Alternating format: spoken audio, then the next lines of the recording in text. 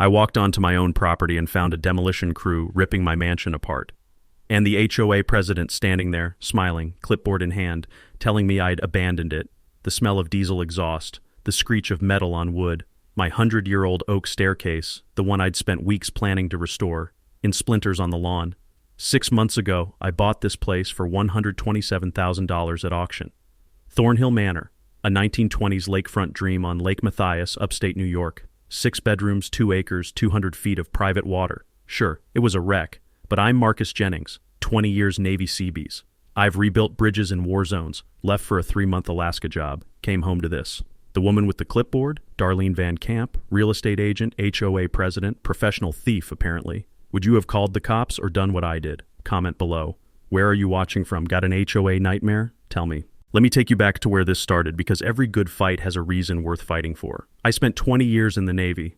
Seabees, construction battalion. We built airstrips in the middle of nowhere, bridges under fire, barracks in 120-degree heat. Good work. Honest work. Then a training accident in my 18th year put shrapnel in my left leg. I walk with a limp now. Medical retirement at 45, Virginia disability checks, and a toolbox full of skills nobody wanted to hire. So I did carpentry, side jobs, deck repairs, kitchen remodels, kept me afloat. My grandmother Estelle raised me in a 2-bedroom apartment in Syracuse. She cleaned houses for a living, never owned anything, just rented, moved, rented again. But she had this habit. She'd clip pictures from magazines, lakefront homes, big porches, docks stretching into blue water. She'd tape them inside her closet door and whisper, "One day, baby, one day we'll have a place like that." She died when I was 23. Never got her lake house. Fast forward to 2 years ago. I'm scrolling auction listings, probably should have been job hunting, and I see it. Thornhill Manor, estate sale, foreclosure, lakefront, starting bid $95K. The photos looked like a horror movie set, but I saw the hand-carved oak staircase, the stone fireplace, built in 1924. Solid craftsman bones under all that rot. Auction day, I'm the only bidder. Closed at $127,000. Liquidated everything, savings, truck fund, Virginia rehab loan for $47K. My daughter Zoe said, "Dad, that's not a fixer-upper. That's a felony waiting to happen." First walk through, the smell hit me like a wall. Wet plaster, mouse droppings, something dead somewhere. Broken glass crunched under my boots. But sunlight poured through busted shutters, turning dust into gold. I ran my hand over that oak newel post, smooth, cool, generations of hands before mine, and felt Estelle watching. I had 18 months mapped out. Foundation, electrical, roof, woodwork, do-it-myself, stretch the loan. Day 3, a white Lexus parks at my driveway's end. Out steps this woman, mid-60s, helmet of ash blonde hair, pastel cardigan, clipboard gripped like a warrant. "Mr. Jennings?" Didn't wait for my answer.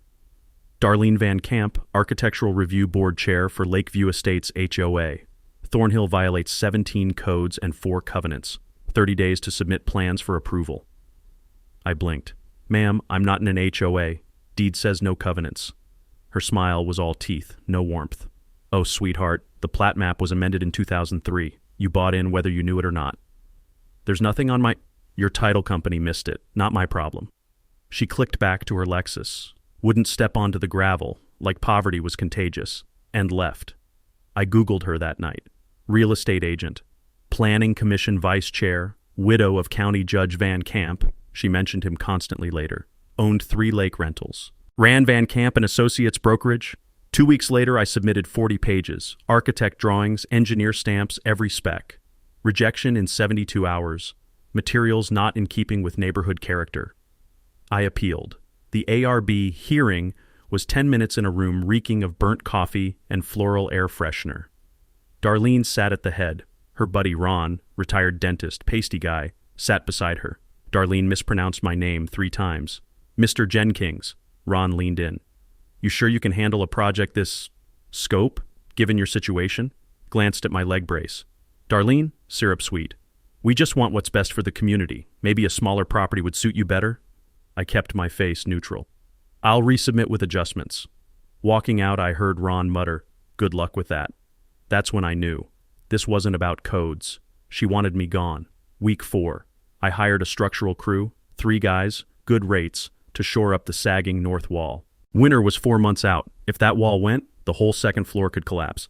Day 2 of work, a county inspector pulls up. "Jerry, 50s, gut hanging over his belt, clipboard permanently glued to his hand. Work stop order. He slapped a red tag on my front door like he was serving a warrant. I wiped sawdust off my hands. What's the problem? Building permits incomplete. Foundation surveys off by 18 inches. Need an amended permit before you continue. Off by 18 inches according to who? Jerry shrugged. County records, you'll need a new survey. 6 to 8 weeks processing. All work ceases immediately.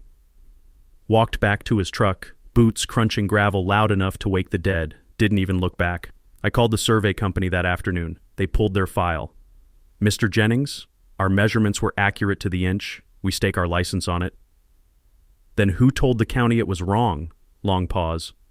Permit review committee flagged it. There's a vice chair signature on the hold order.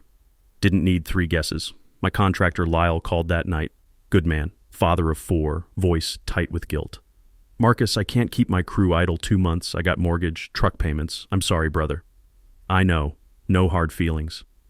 I sat alone in Thornhill that evening on the grand staircase. Only piece of furniture in the whole place. The half-braced wall gaped open to November wind. Outside, the lake lapped against the dock. Used to sound peaceful. Now it sounded like mocking laughter. My phone buzzed. Zoe texting. Dad, you okay? I typed back. Yeah, just tired. Didn't tell her I'd been staring at that wall for an hour thinking maybe she was right. Maybe this was a teardown. Maybe I should cut my losses, sell to some developer, take the L. Then I looked down. My hand was resting on that oak newel post. Smooth, cool. 100 years of other hands. I thought about Estelle in that cramped apartment taping magazine pictures inside her closet. One day, baby, screw that. I wasn't done. Next morning, I drove to the county clerk's office. Basement archives. The kind of place that smells like old paper and government neglect. Fluorescent lights buzzing like dying wasps overhead. I pulled every plat map, every zoning amendment, every HOA document from 1990 to present. Microfiche machines humming, pages scrolling until my eyes burned. 3 nights, gas station coffee that tasted like asphalt, and then I found it. That 2003 amendment Darlene kept waving around, the one that supposedly tied Thornhill to the HOA, never ratified by county legislature, just town council. I remembered something from a construction law class the Navy made me take. Town councils can't impose deed restrictions on existing properties without higher approval. It's selective enforcement, spot zoning they call it, illegal as hell in New York. And Darlene's signature was right there on the petition. Her late husband, the judge, Ron, the dentist, 2 other board cronies. All 5 owned lots next to Thornhill. I cross-checked property records. After that amendment passed, their values jumped 30%. They'd rigged the game to squeeze out Thornhill's original owners. I scanned 18 pages, drafted a 6-page memo at 2 a.m. with shaking hands and my 4th cup of burnt rubber coffee.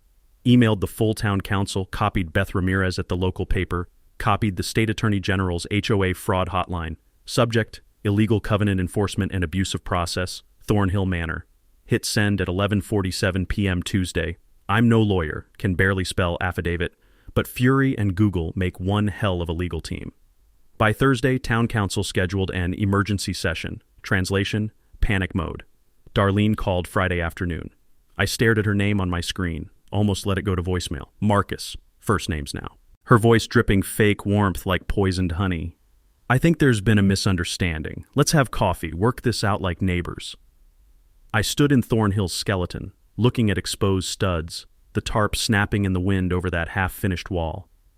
I'll take my coffee at the next council meeting, Darlene. Public comment period. Silence. Then I heard it.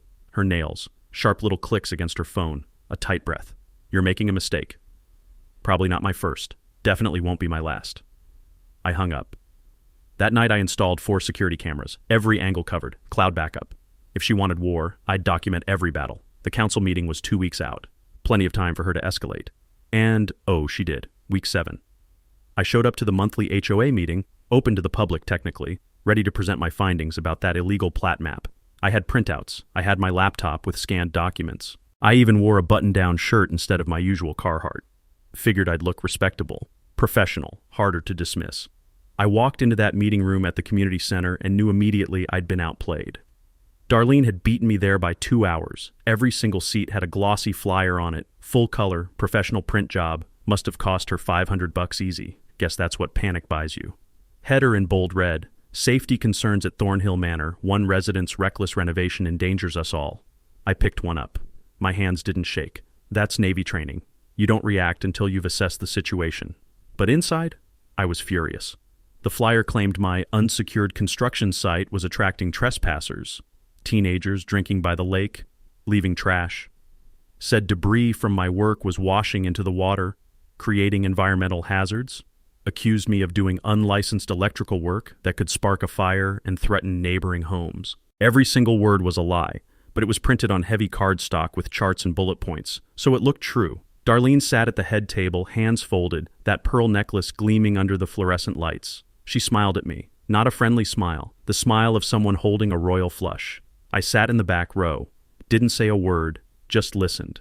3 neighbors testified, all of them ARB members or relatives thereof. First up was Phyllis, 70s, Darlene's bridge partner, floral dress, and enough perfume to gas a small room.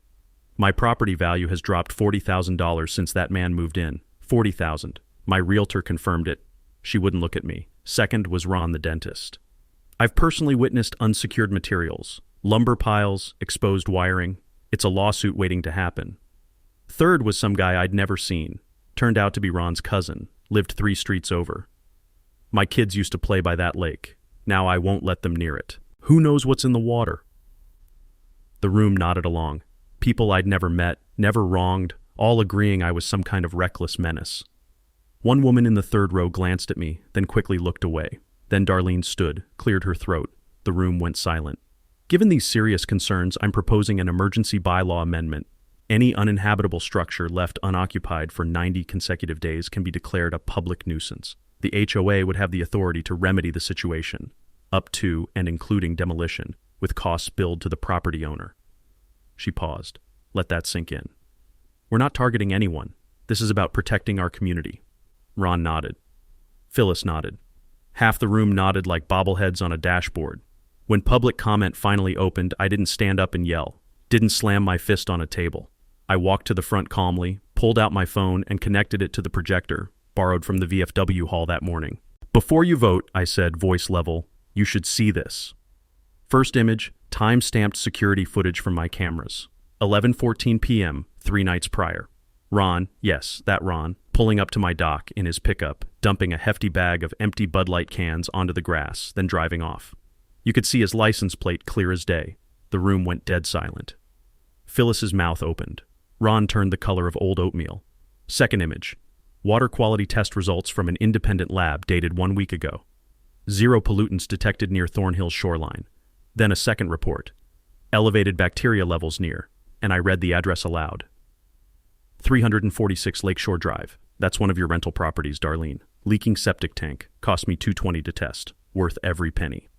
Third, a printout from my lawyer buddy at the VA. Rick had looked at Darlene's proposed bylaw and laughed so hard he nearly spilled his coffee.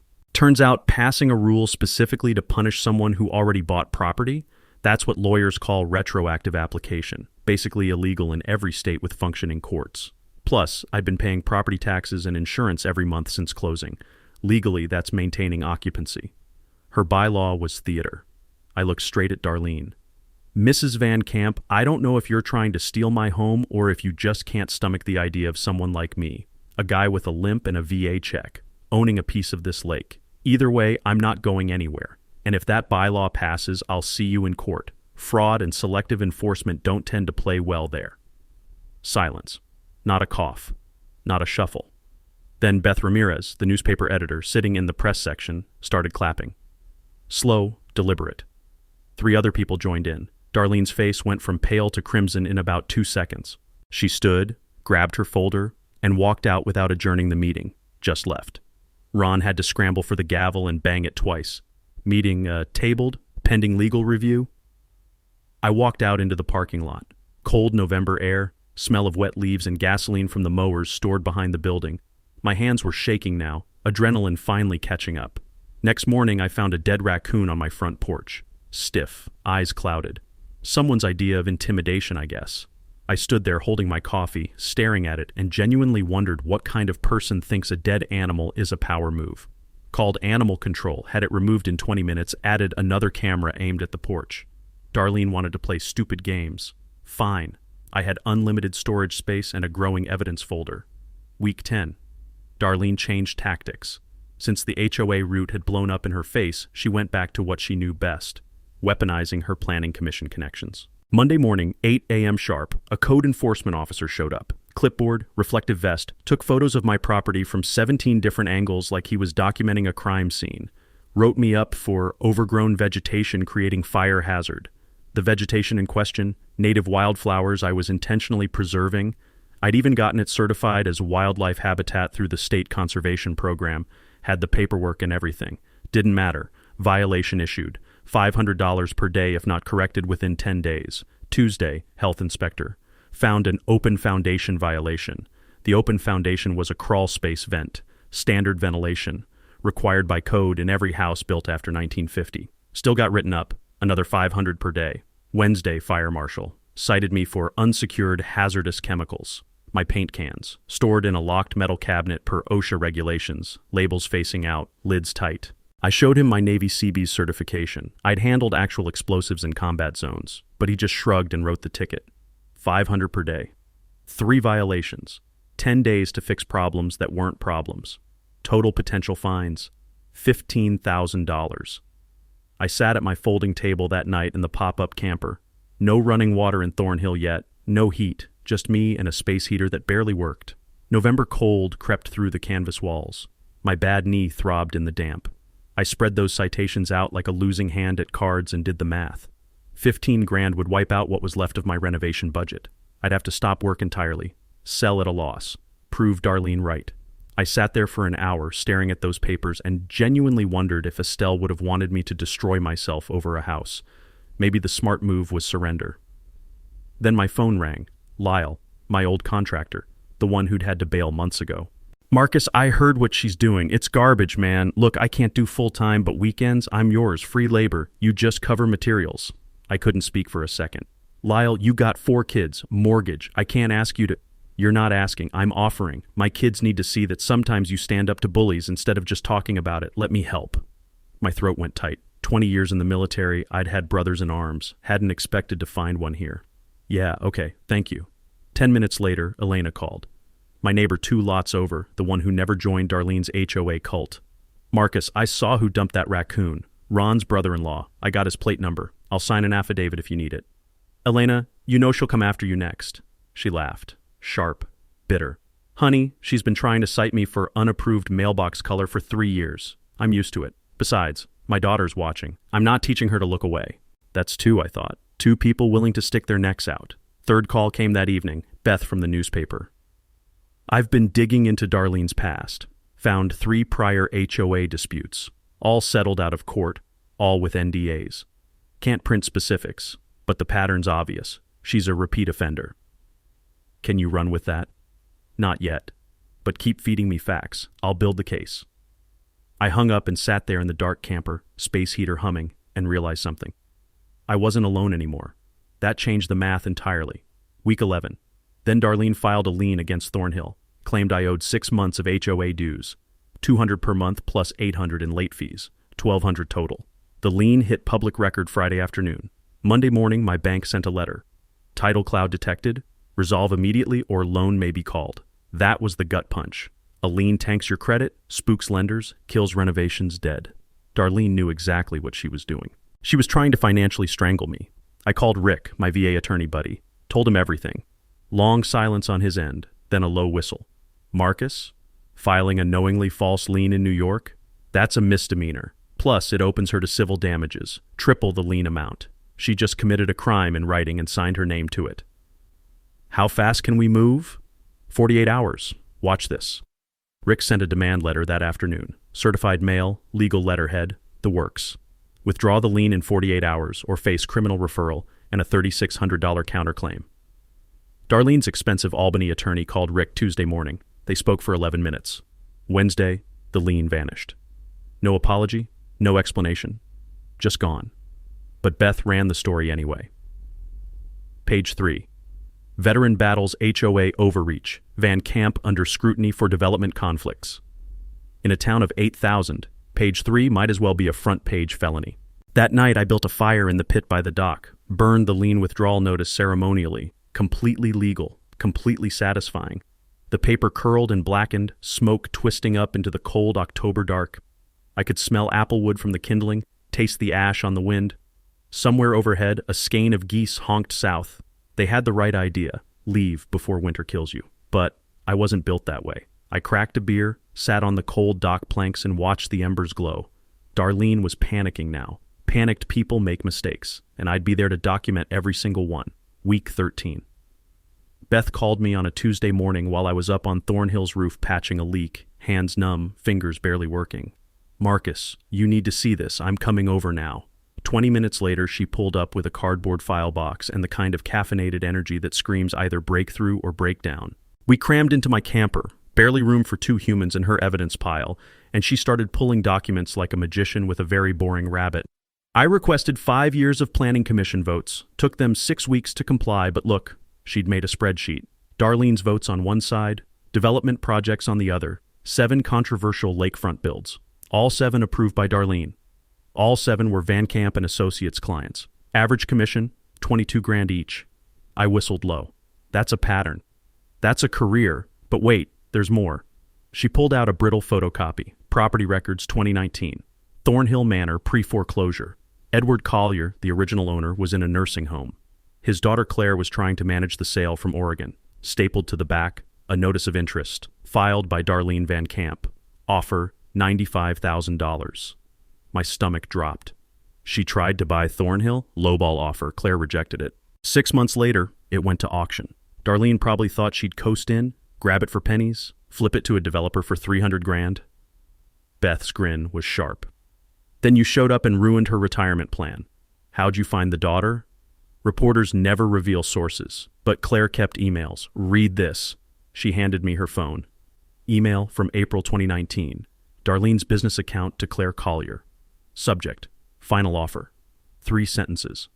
Miss Collier, I urge you to reconsider my offer of $95,000. If you refuse, I will ensure the property is condemned as uninhabitable. The town will seize it via eminent domain, and you will receive nothing. This is your last opportunity to walk away whole. I read it once, twice.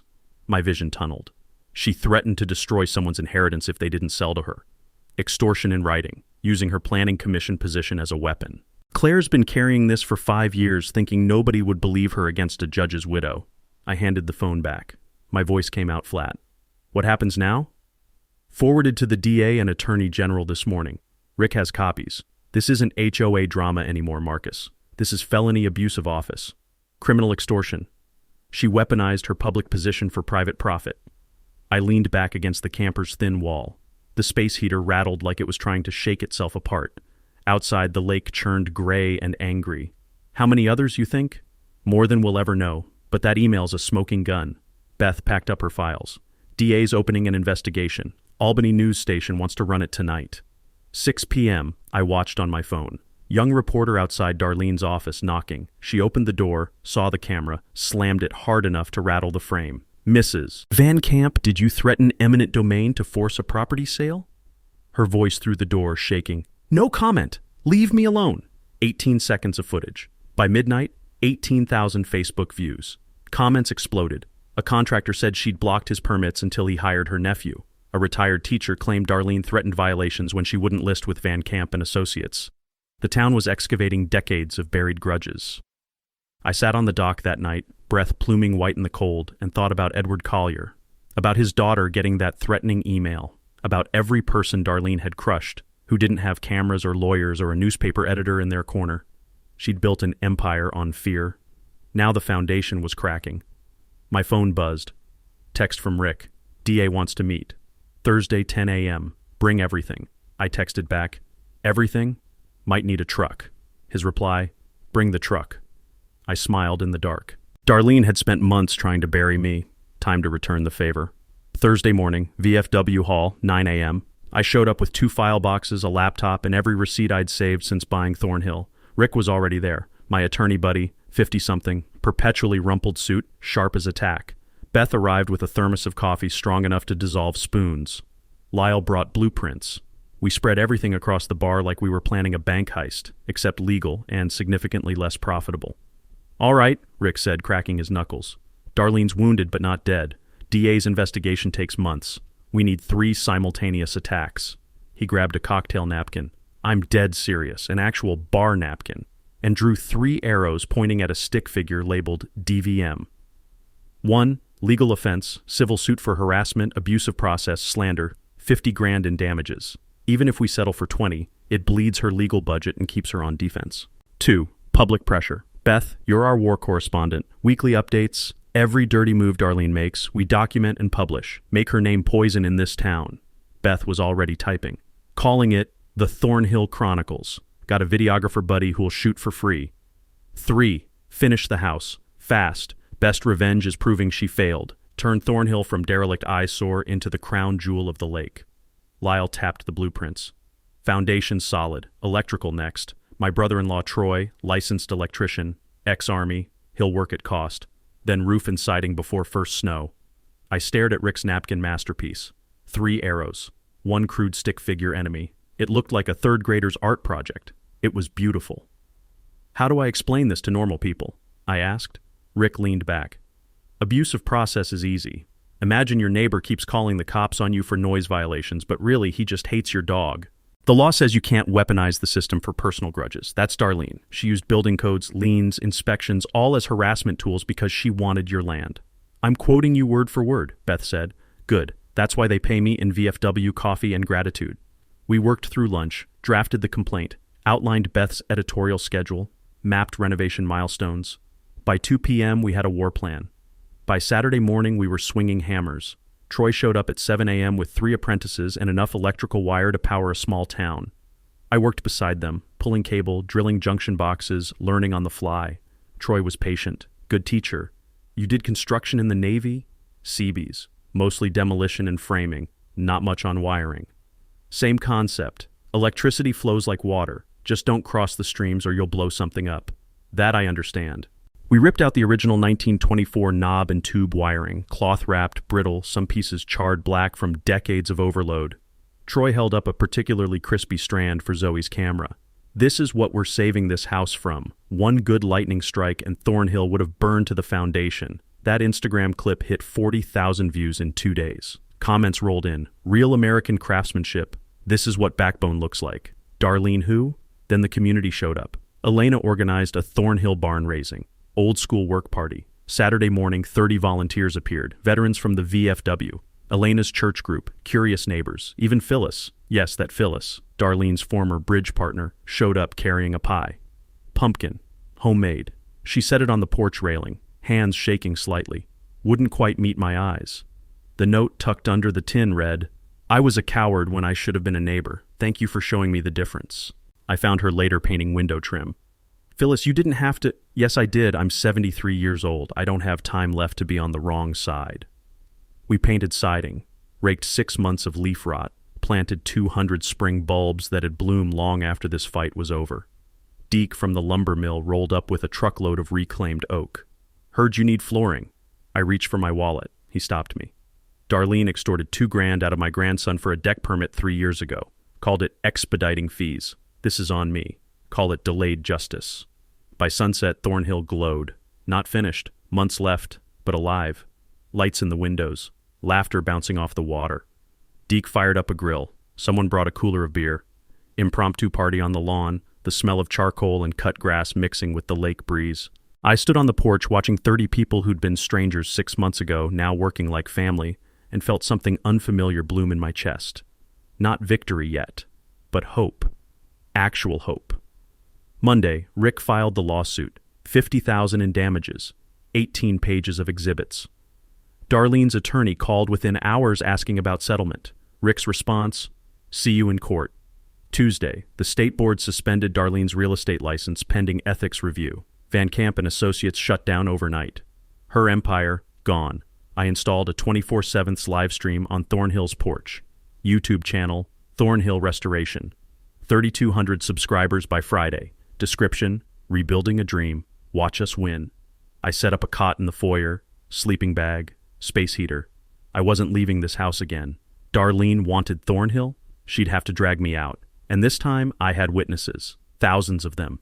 Week 18, early December. I woke at 3 a.m. to every security alarm in Thornhill screaming at once. Not a malfunction. The motion sensors were going berserk.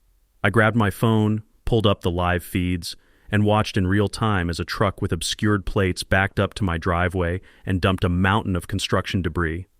Broken drywall, shattered tiles. And then, bags marked with orange hazard labels. Asbestos. Illegal to transport without permits, lethal to expose, and now spread across my lakefront like a toxic welcome mat. The truck idled for 90 seconds, then peeled out, gravel spraying. My final county inspection was in 5 hours. Someone had just tried to get me arrested. I didn't panic. Navy training. Assess before you react. I threw on a coat, grabbed a flashlight, and walked outside into air so cold it burned my lungs. The debris pile was massive, 2 tons easy. I started documenting everything with my phone. Photos from every angle, video walkthroughs, close-ups of those asbestos bags with their warning labels clear as day. The smell hit me then. Diesel exhaust still hanging in the air, mixing with the chemical stink of old building materials. This wasn't random. This was expensive. Someone had paid good money to destroy me. At 7:30 a.m., Jerry, the code inspector, showed up early. He wasn't alone. County sheriff's deputy trailing behind in a patrol car. Jerry climbed out, saw the debris, and I swear his face lit up like he'd just won the lottery. Mr. Jennings, illegal dumping of hazardous materials is a Class E felony in New York. You're looking at criminal charges, potential jail time, not just fines. I leaned against my porch railing, coffee in hand, and let him finish his speech. Then, Jerry, this dump happened at 3:17 a.m. I've got 4K footage with timestamps. Want to see who actually drove that truck, or should we keep pretending? His smile collapsed like a failed souffle. I pulled out my phone, showed him the video, the dump in progress, the plate-obscuring tarp that didn't quite cover the VIN stencil on the door. That truck's registered to a landscaping company, owned by Ron's brother-in-law. You know Ron, RB member, Darlene's poker buddy. Should I show this to the deputy, or are we done here? Deputy Greg walked over. Couldn't have been older than 25. Clean uniform, honest eyes. The kind of cop who actually believes in the job. What's the situation? I handed him my phone. Deputy, someone dumped 2 tons of asbestos on my property at 3 a.m. while I was asleep. I've got witnesses who can confirm I was here all evening working.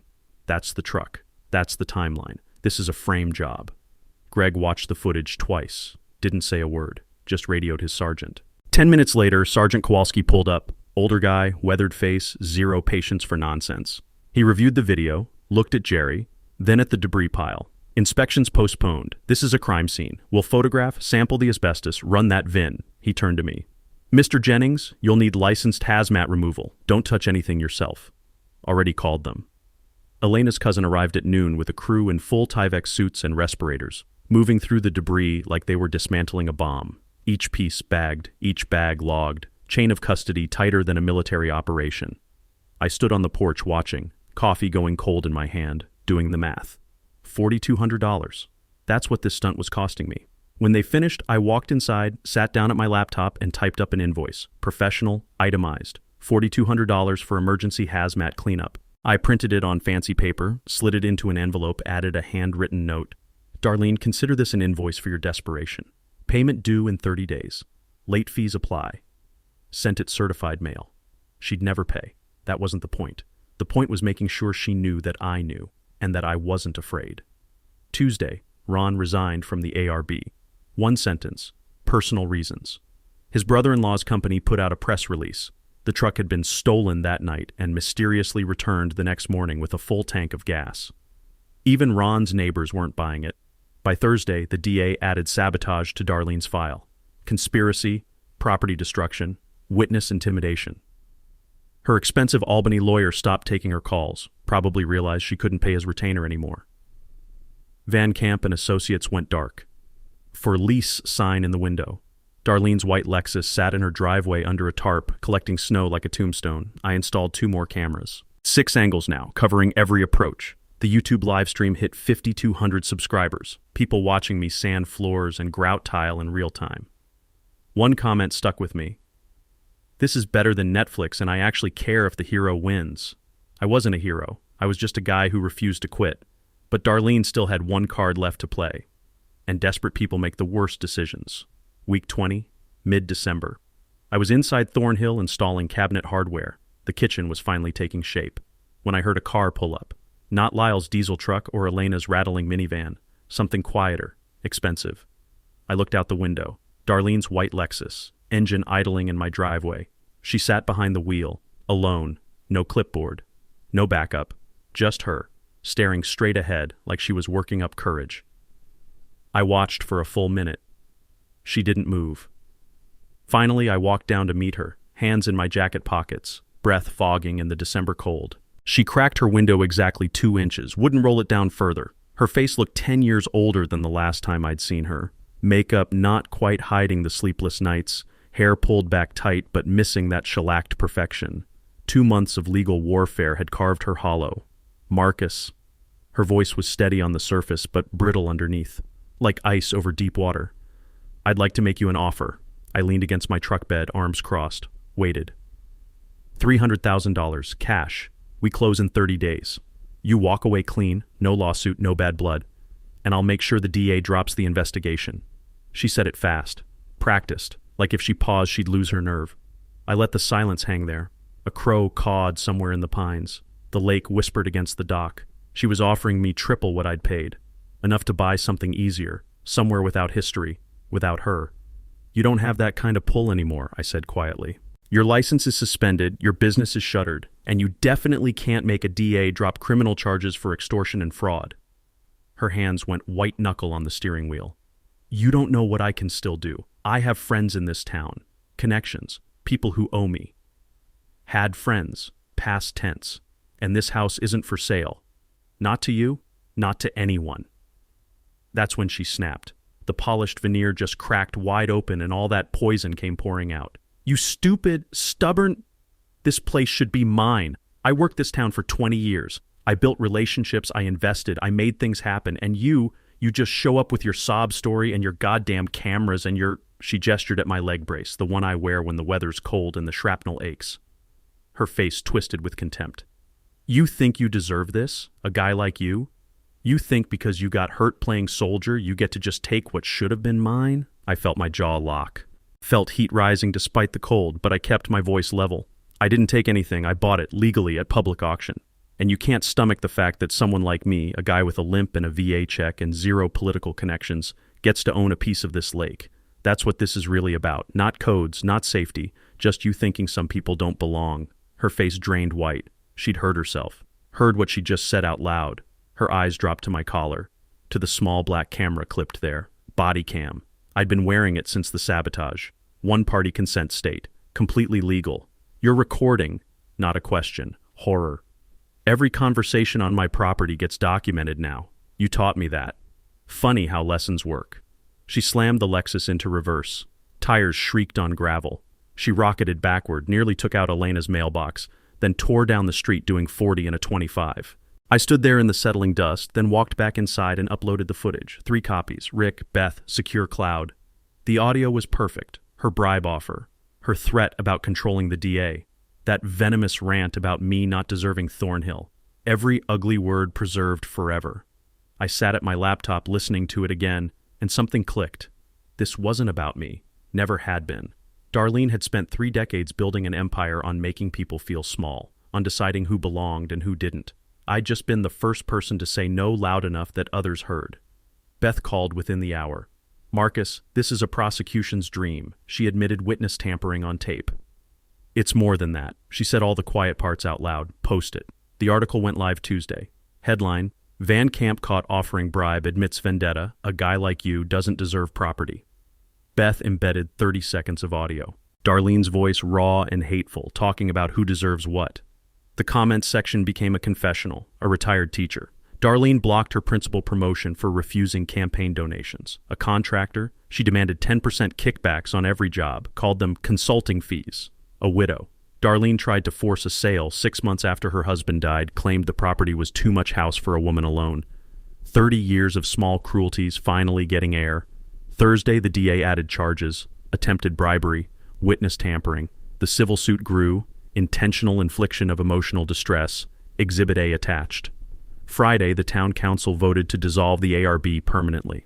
Over the weekend, the HOA lost 80 member homes. Darlene's business partner issued a statement so carefully lawyered, it basically screamed, "I'm not going down with this ship." And Sunday afternoon, 60 neighbors met at the library. No HOA. No bylaws, just people. They formed the Lakeview Watch. Voluntary, no enforcement, just neighbors helping neighbors. Phyllis stood up, hands shaking. I followed her. I was wrong. I'm here to do better now. The room clapped, quiet, respectful, forgiving, maybe, in time. Elena found me after. The DA scheduled a public hearing, January 9th. Community impact statements before arraignment. You speaking? I nodded. Yeah, I'm speaking. Good, we all are. 3 weeks to prepare. 3 weeks until we ended this in front of everyone who'd watched, waited, or suffered in silence. I was ready. January 9th, the community impact hearing was scheduled for 6 p.m. at Town Hall. Capacity, 300. By 5:30, 450 people had crammed inside, standing room only against the back walls. Overflow crowd outside watching through the windows, breath fogging the glass. I'd never seen the town show up like this. Not for elections, not for budget meetings, but for this, everyone came. The media circus was in full effect. 2 Albany news stations set up cameras in the press section. Syracuse sent a stringer. Someone said the New York Times regional desk had a reporter in the 3rd row taking notes. Beth sat front and center, recorder running, notebook open. This was her story, but it had become everyone's. Darlene sat in the front row because she had to, mandatory appearance per the DA's office. Her expensive Albany lawyer sat beside her, looking like he'd rather be anywhere else. She wore a navy suit, pearl necklace, hair perfect again, trying to project control. But I could see her hands in her lap, trembling slightly. She wouldn't look at the crowd, just stared straight ahead at the empty podium, like if she didn't make eye contact, none of this was real. The DA, Sandra Ortiz, mid-40s, no-nonsense reputation that preceded her by miles, stood and called the hearing to order. Gavel cracked once. The room went silent so fast you could hear the radiators hissing. This is a community impact hearing for case number 2024 CR 8847, People versus Darlene Van Camp. Charges include abuse of office, extortion, attempted bribery, filing false instruments, and witness intimidation. Before formal arraignment, the court invites affected community members to speak. We'll proceed in order of sign-up. She called my name first.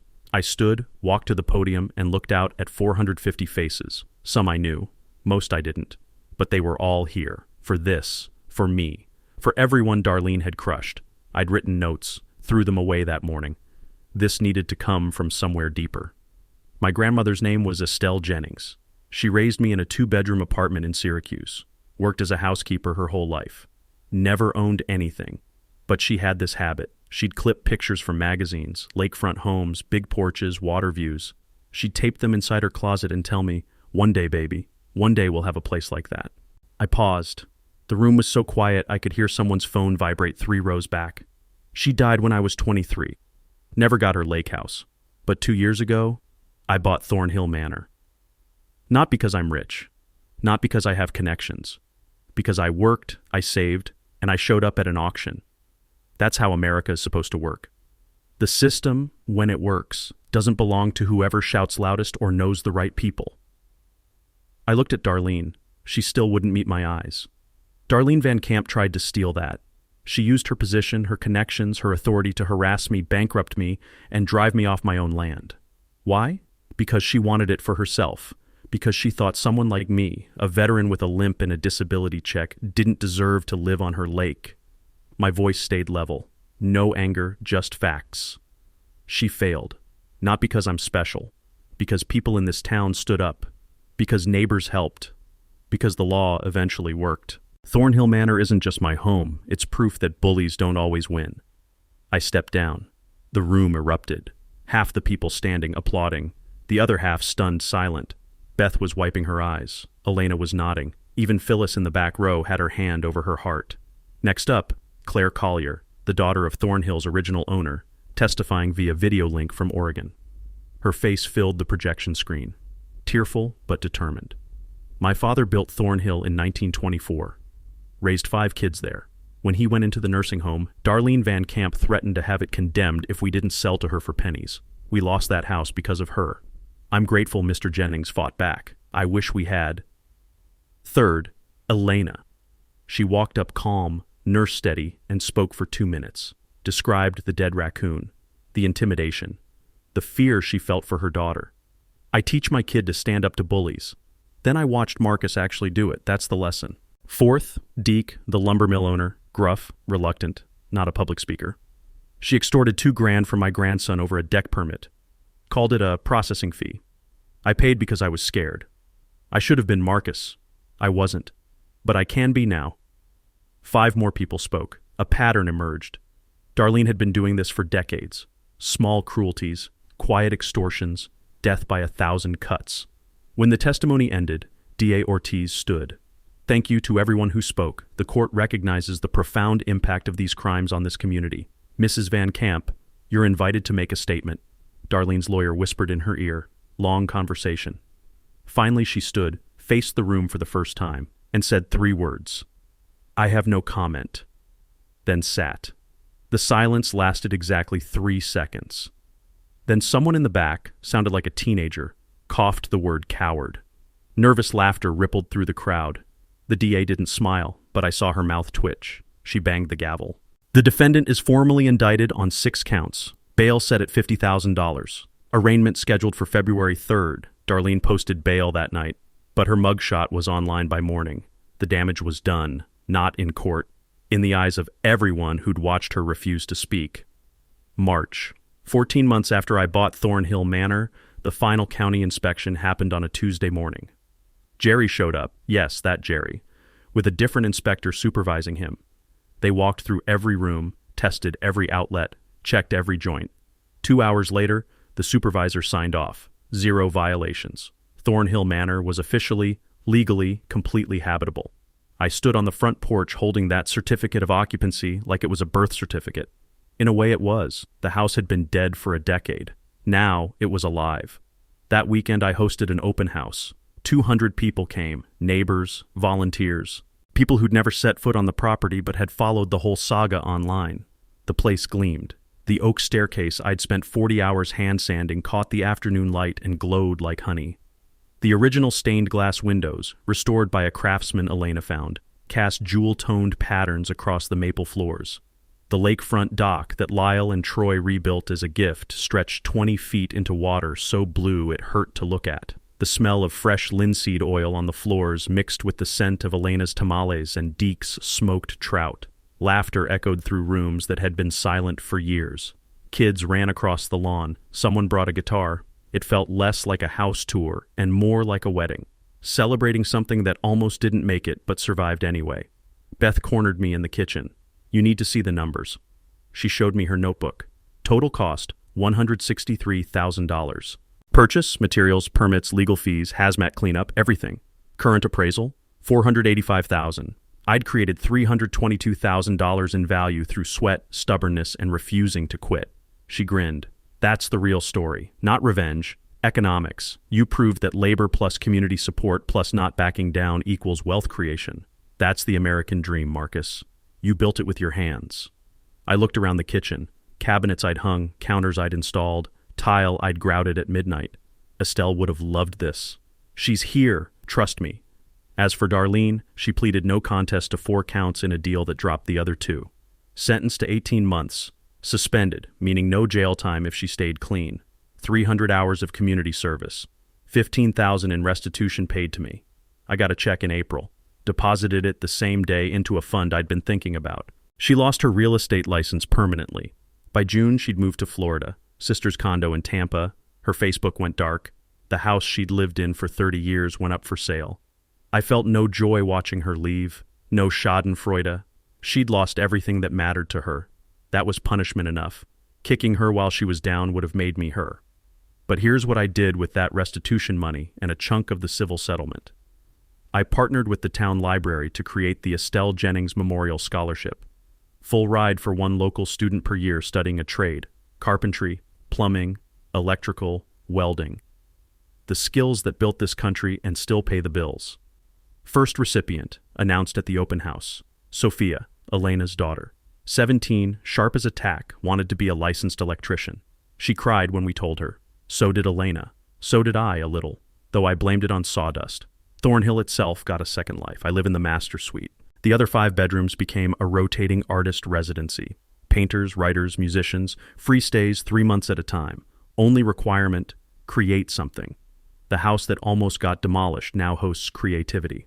Poetic, maybe. Definitely intentional. Every quarter I host lakefront forums, open community meetings, no HOA, no bylaws, just neighbors talking about what matters, fixing the boat launch, organizing lake cleanups. Last month, 60 people showed up. The dock became a free kayak launch. I posted a hand-painted sign, all welcome, no HOA required. On sunny mornings, I drink coffee there and watch herons hunt in the shallows. My daughter Zoe deferred spring semester to help run the residency program. We're closer now than we've been since she was 10. She's learning carpentry, says she might want to renovate houses like I did. I told her she's tougher than me. She laughed and said that's a low bar. I adopted a 3-legged rescue dog, named him Colonel. Irony intended. He loves the lake, chases geese he'll never catch, sleeps on the porch in the sun. We're a good match. 2 gimps who refuse to quit. Some mornings I sit on that dock, Colonel beside me, and feel Estelle's presence. Not in grief anymore. In pride. She wanted one of us to have a lake house. Mission accomplished, Grandma. The final thing I did, I carved a sign from reclaimed oak, hung it above the front door with brass hardware that'll outlast me. It reads, Thornhill Manor, Est 1924, reborn 2025. Last week, a reporter asked if I had any regrets. I thought about it, about the money, the stress, the fights, the sleepless nights. No, I said, I'd do it all again. Some things are worth fighting for. She asked what's next. I smiled. There's a developer trying to condemn an entire street 2 towns over. Eminent domain abuse. The neighbors asked for help. Figured I'd share what I learned. She laughed. You're not done fighting. Ma'am, I'm just getting started. So here's my question for you. What's the worst thing an HOA or petty bureaucrat has ever done to you? Drop your story in the comments. Wildest one gets featured next week. And if you want to see how ordinary people beat corrupt systems, hit that subscribe button. We've got more fights to win. Thanks for watching. This is Marcus Jennings, signing off from Thornhill Manor. Proof that they can try to bury you, but they didn't know you were a seed. Thank you for tuning in to HOA Stories, where neighbors stand up against HOA Karens and karma comes a-knocking. If you like this story, hit that like button, share your thoughts below, and subscribe for more HOA tales and real-life neighborhood drama each week.